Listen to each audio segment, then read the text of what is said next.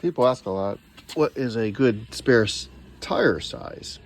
And the best size that I found that fit is a 185/65 R15. That fits in the hole just fine, and more importantly, it's got the height to fit within the depth of the rails of the cover.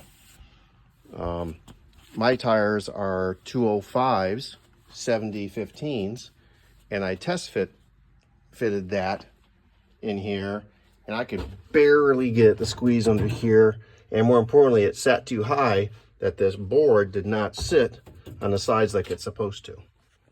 This sits in here nice, plenty of room to maneuver around, get the hook centered up. I usually point it so I can get at the air real easy.